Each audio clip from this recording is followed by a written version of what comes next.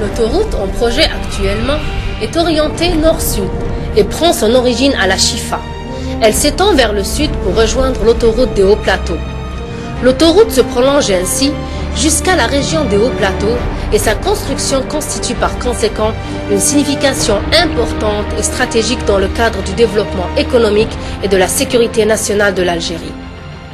La section autoroutière, située entre la Chifa et Barwaguiya, s'étale sur un linéaire d'environ 51 km et traverse successivement les wilayas de Blida et de Médéa.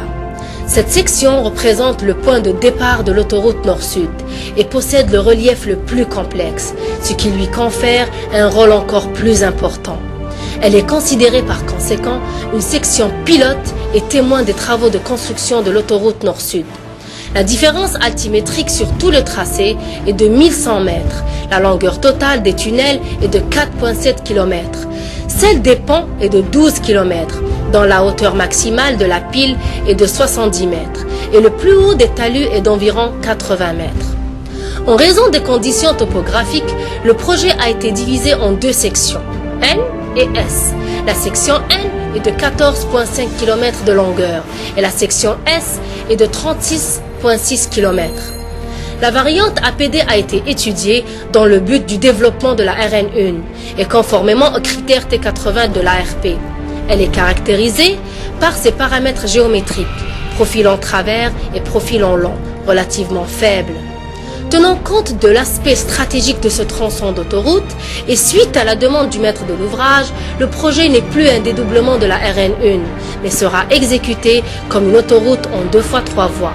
La vitesse varie entre 90 et 110 km/h, conformément à l'ICTAL 2000. Le point de départ dans la variante d'exécution se trouve dans la wilaya de Blida. Il débute à partir de l'échangeur Chifa. Le tracé suit le côté ouest de l'oued Chifa et s'étend vers le sud.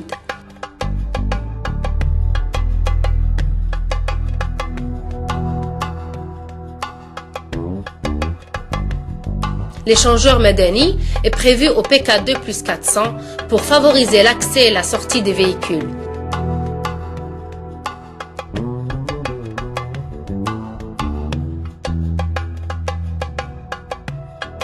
Au PK3, un changement brusque intervient dans la topographie du terrain. L'itinéraire entame le massif montagneux de Djbel Mouzaya pour s'engouffrer ensuite dans la gorge de la Chifa.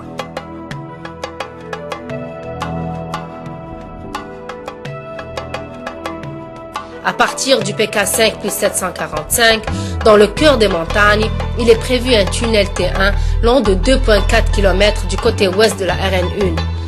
Au PK6+700, le tracé contourne le restaurant du Ruisseau des Singes, qui a une histoire de plus de 2 siècles. Cette mesure a été prise pour protéger le site, les espèces en voie de disparition et ainsi que l'environnement périphérique. Au PK8+125, à la sortie du tunnel T1, une traversée en cas d'urgence est prévue entre les deux sens de circulation de l'autoroute afin que les usagers de l'autoroute puissent rebrousser chemin. Au PK8+155, le tracé entre dans le tunnel T2 long de 2,4 km. Puis, il s'étend vers le sud et la sortie du tunnel est prévue du côté ouest de Hamdaniya.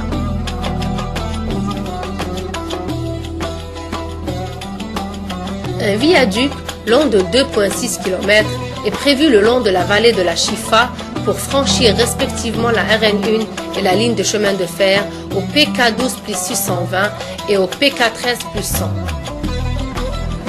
Au PK13+420, un viaduc est prévu encore une fois pour franchir respectivement la RN1 et la ligne de chemin de fer. De plus, un échangeur est prévu pour joindre la RN1 au sud-ouest de Hamdaniya afin que les usagers de Hamdaniya puissent emprunter l'autoroute. Au PK13+600, la section N se relie à la section S. Au PK16+994, un grand viaduc est prévu pour franchir l'oued Athéni.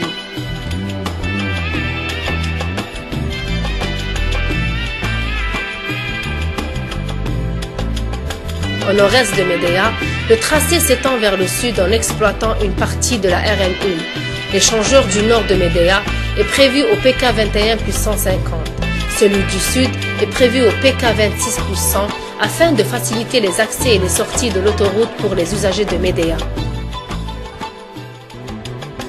Au PK 28 plus 700 et au PK 28 plus 980, le tracé s'étend vers le sud le long de la RN1 et il contourne respectivement le parc sépulcral des Martyrs et la station-service. Au PK 29 plus 500, un échangeur est prévu au niveau de la localité d'Ouzera pour faciliter l'accès et la sortie des usagers au voisinage d'Ouzera. Au PK 31 plus 676, le tracé enjambe la ligne de chemin de fer.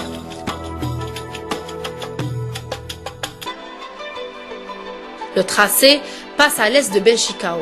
Pour éviter le cimetière, un pont est prévu pour franchir un ravin profond.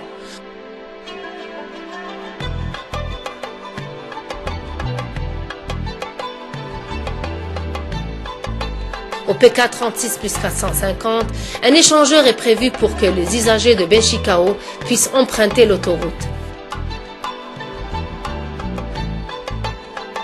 Au PK 39 plus 900, le tracé s'étend vers le sud-ouest et des accès sont prévus à la RN1.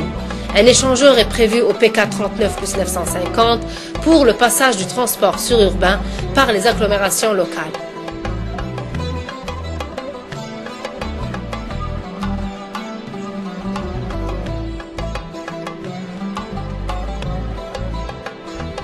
Au nord-ouest de Barwaguia, un échangeur de Barwaguia Nord est prévu au PK 44 plus 500.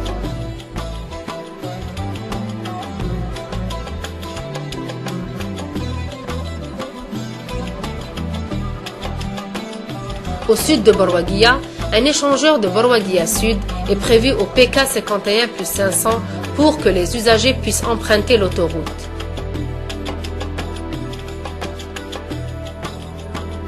Enfin, la fin du projet se trouve au sud-ouest de Barwaguia et se relie avec le début de l'autoroute bidirectionnelle à 2x3 voies de Barwaguia à Serouane.